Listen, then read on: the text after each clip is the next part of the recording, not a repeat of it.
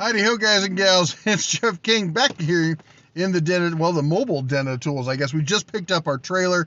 We're going to do a whole video on that when we get someplace where we can actually set it up and do a full walkthrough and everything. But until then, you have to wait and see. Anyway, Circle P Farm sent this over, and I got to get this to you, which is Harbor Freight has finally issued, and I've been saying this, but I should say this is from the Consumer Product Safety Commission. It's a voluntary recall. They've issued a recall on these seats. And I've been saying for years that these things are junk and you should avoid them. Of course, there's people who are like, I've never had a problem with them. As I say, my family had a Ford Pinto when I was growing up. It didn't blow up on me. Don't think you should be buying Ford Pintos. Anyway, it breaks where the seat, two places, either where the seat meets the post or where the post meets the bottom pan. You're having problems at both locations.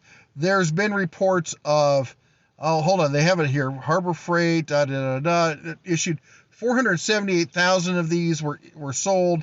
They're under recall. You can go back to your local Harbor Freight and get either a refund or a replacement.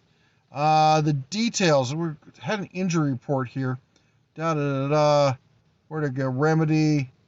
Incidents. Harbor Freight received 96 reports of the seat weld breaking, including 10 minor injuries. Oh, I've fallen, hurt my elbow.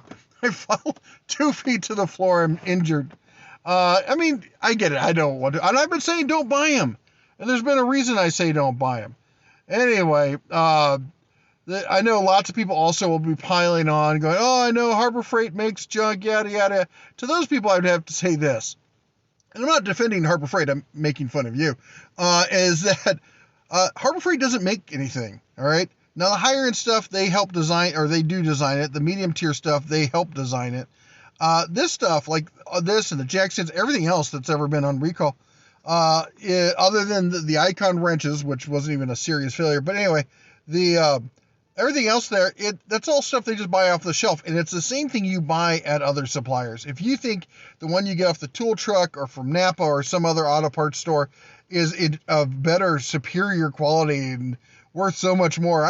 I got a bridge in Brooklyn to sell you. Maybe some beachfront property in Nevada we could tack on to that. The point is, these are all coming from 2 or 3 suppliers in China. There's probably one supplier, the other 2 stole the blueprints and made cheaper copies. There's really nothing to these things. And I've always said avoid this style. They're very, very light duty.